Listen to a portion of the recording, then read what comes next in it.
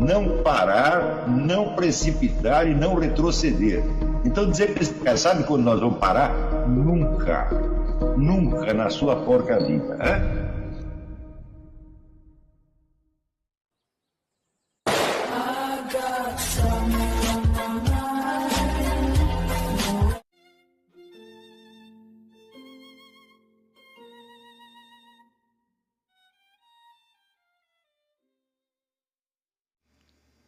E aí pessoal, tranquilo? Então vem aqui antes do vídeo começar, pedir para vocês se inscreverem, quem não for inscrito, compartilhar, curtir, comentar. Quem puder seja membro do canal, que isso ajuda bastante. Tem também o link do Apoia-se. Quem puder ajudar nosso canal e apoiar financeiramente vai ser muito bem-vindo.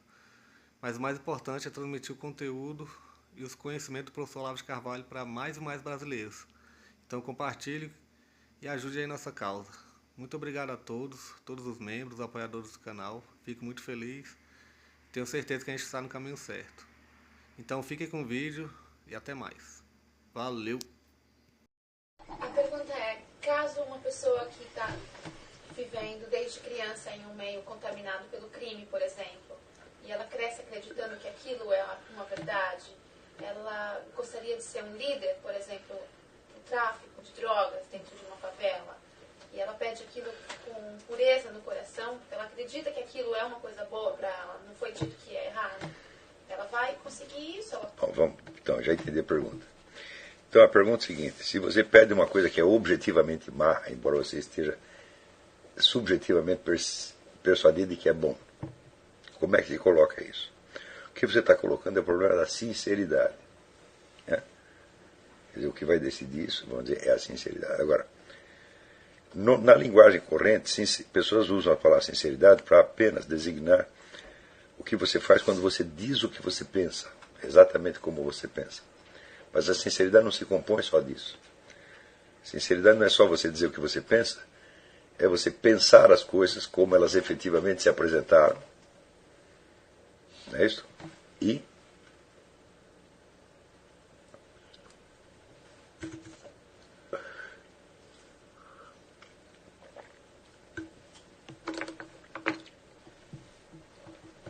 você aceitar o que a presença dela está dizendo por si mesmo.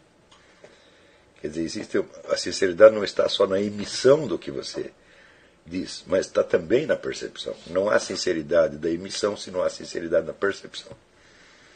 Quer dizer, a consciência falsa não tem sinceridade alguma, tem apenas auto-engano. Infelizmente, na linguagem corrente, as pessoas restringem o sentido da sinceridade apenas à emissão. Mas quem diz que tem que ser sincero só quando fala? Tem que ser sincero quando percebe também. Sincero ao receber, quer dizer, você aceitar o que a realidade está te dizendo. Está compreendendo? Então, é impossível que o sujeito que está, por exemplo, no narcotráfico, não perceba o dano e o sofrimento que ele está espalhando para milhões de pessoas. Se ele não quer perceber isso, ele não quer perceber a realidade. Ele está vivendo dentro de uma redoma de ilusões que ele mesmo criou para seu próprio reconforto. Então não há sinceridade aí. Então, mesmo que ele diga exatamente o que ele pensa, o que ele pensa não reflete o que ele percebe. Você tem esses três elementos. Tem que dizer o que pensa, pensar como percebe e perceber as coisas como elas são. Ou seja, como elas realmente se apresentaram. Sem isso não há sinceridade. Então, você vê que a sinceridade se compõe inseparavelmente desses três elementos. O primeiro desses elementos é apenas uma capacidade de expressão verbal. Eu sou capaz de dizer o que penso. Agora, pensar de acordo com aquilo que você percebe já é outra coisa. Você está criando, vamos dizer, um nexo que não existe espontaneamente nem naturalmente entre a atividade de pensar e a de perceber. Se você pensar assim, quais são as forças que presidem, causam e determinam o que eu penso? Bom, existem inúmeras forças. Existe a influência de outras pessoas, existe a linguagem estereotipada da mídia, existe a pressão dos colegas, existe as exigências da família, existe um monte de coisa que determina o seu pensamento. em geral, nós repassamos isso adiante, com um certo automatismo, sem permitir que as coisas mesmas nos digam o que elas são. Está compreendendo? Então, em muitos casos, nós estamos vendo apenas o que nós queremos ver. Nós não temos amor à realidade. Ora, o pessoal fala amor à verdade. Bom, antes de você ter amor à verdade, você precisa ter amor à realidade. A realidade é o que acontece. É isso. E a verdade, por assim dizer, é a expressão em pensamento daquilo que acontece. Se você não tem amor à própria realidade, tal como ela se apresenta, se você não tem... Isso é o que eu chamei antigamente de contemplação amorosa, quer dizer, você deixar que a realidade seja o que ela é. Não se trata, porque a pessoa realmente pensa que só tem duas alternativas. Ou você projeta na realidade os seus desejos, suas imaginações, ou então você assume uma atitude de indiferença e de distância científica. Fala, essas duas coisas são uma palhaçada. Porque a indiferença e a distância científica farão com que o objeto se afaste. E que ele só seja visto na sua versão redutiva científica. Então você não está querendo a realidade, você só está querendo aquela parte que pode ser tratada cientificamente. Isso não é amor à realidade. É amor à ciência. E é amor, sobretudo, à segurança intelectual que a ciência lhe dá. Então, a sinceridade na percepção só se realizará se você tiver um amor à realidade, se você gostar que as coisas sejam o que elas são. Está entendendo? Então, se você está querendo compreender uma pessoa, você tem que gostar que ela seja do jeito que ela é, para você poder conhecê-la. Mesmo que ela seja errada, seja uma pessoa feia, não interessa isso. Você tem que querer conhecer a pessoa como ela é, ou seja, deixar que o modo de ser dela lhe fale alguma coisa. Tudo em volta de nós fala.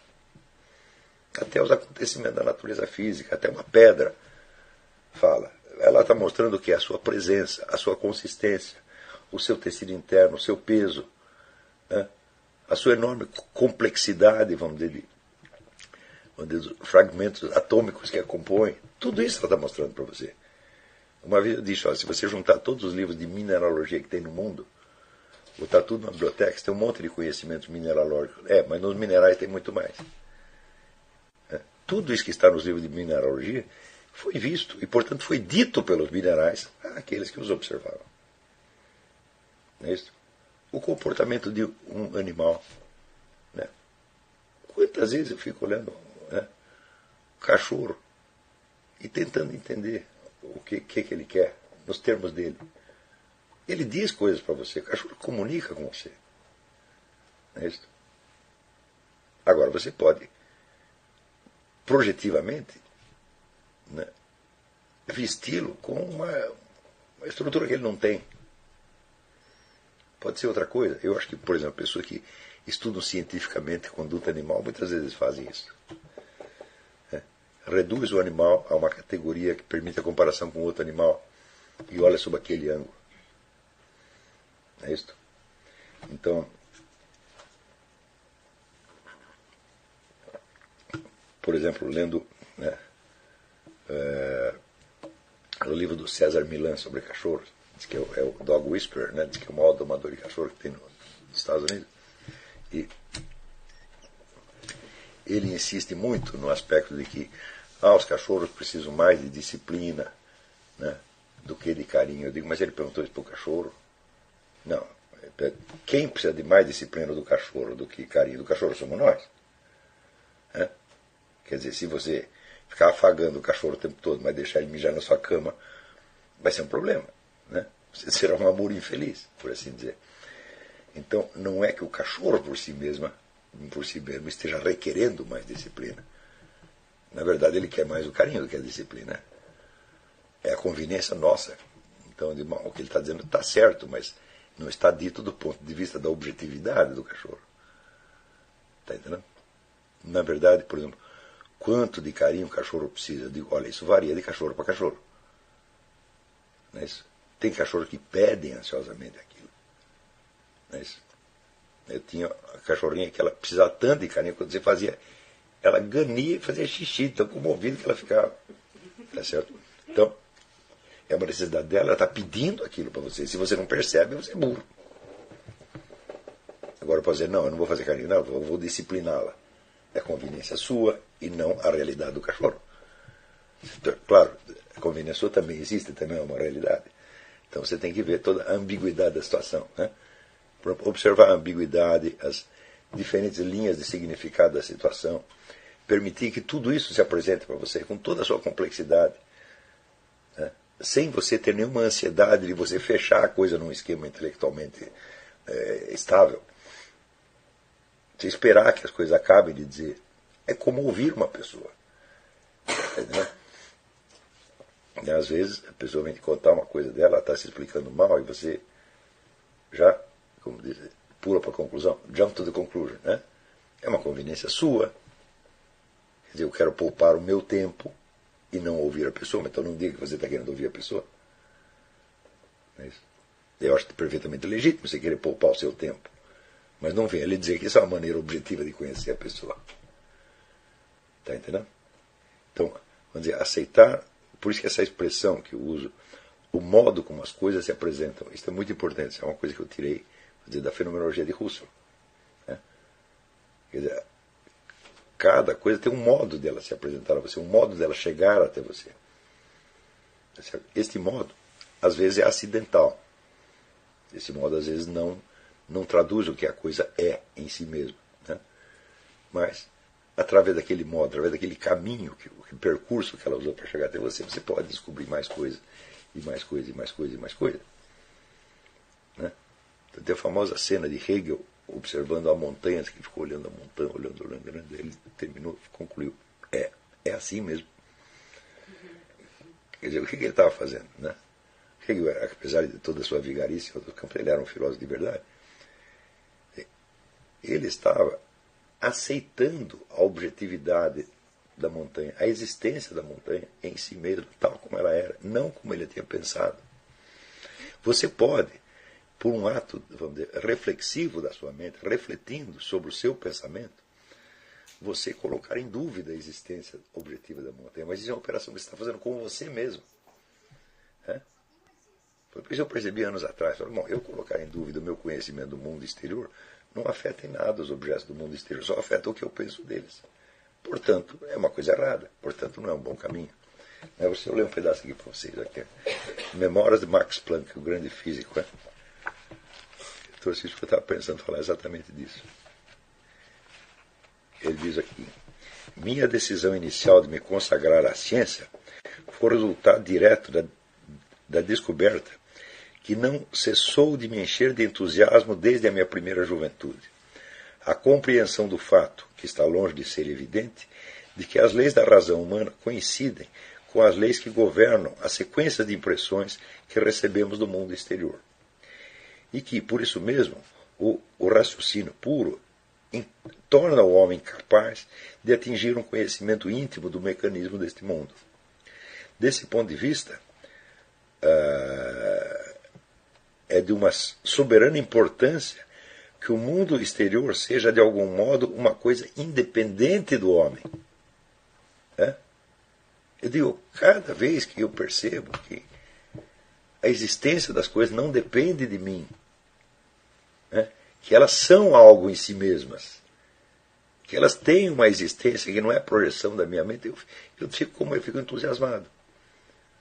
Porque eu digo, se tudo isso dependesse da minha mente, o mundo estaria mal parado. Eu, na posição de administrador do cosmos, seria um fracasso total. Eu não consigo administrar nem os meus assuntos. Agora, se eu vou raciocinar assim, kantianamente, que tudo depende, tudo é projeção do meu modo de conhecer, eu falo, meu Deus, está tudo acabado. E se fosse as coisas fossem projeção do meu modo de conhecer, elas seriam alteradas quando eu mudo de ideia a respeito delas. Por exemplo, quantas vezes eu contei para vocês, quando eu era pequeno, às vezes tinha febre durante tanto tempo, ficava deitado tanto tempo, quando eu levantava, tentava andar, eu não sabia mais como andava, entendeu? E Daí eu tinha que me reorientar no espaço, que eu tinha ficado na horizontal um tempão, fiquei na vertical, mudou todo o quadro. Né? E daí eu via que esse sistema das direções do espaço, ele não estava na minha mente, ele estava fora. E eu tinha que me reencaixar novamente nisso. Tá entendendo? É uma experiência como essa do Planck. Então, o mundo existe. Não fui eu que fiz. Tá entendendo? Então, isso aí que coloca você na pista, vamos dizer, do realismo filosófico. Não é não apenas como uma posição, uma tese filosófica, mas como uma experiência vivida que se impregnou em você profundamente. Eu, ao longo do tempo, eu fui percebendo, vamos dizer, o quanto da minha mente, o quanto dos meus pensamentos dependia do mundo exterior. Aí, por exemplo, as direções do espaço, elas estruturam não só a nossa posição física no mundo, mas uma coleção enorme de figuras de linguagem com a qual nós estruturamos as nossas ideias. Quando você diz, por exemplo, uma coisa vem na frente da outra. Ou como dizer, as primeiras coisas primeiro, first things first. Você está colocando numa sequência ordinal, coisa que na realidade não tem relação ordinal nenhuma. Não é isso? Da onde você está fazendo isso? Você está usando a estrutura do espaço e a estrutura da série dos números, que não foi você que inventou, como meio para ordenar as suas ideias. E daí eu vi a profunda verdade do que dizia Augusto Comte, que é um filósofo que eu não aprecio muito, mas nesse ponto diz que você tem que regrar o interior pelo exterior. Modelar o interior pelo mundo exterior. Isso é uma coisa absolutamente certa. Os nossos pensamentos somos nós que fizemos, mas o mundo exterior foi Deus que fez.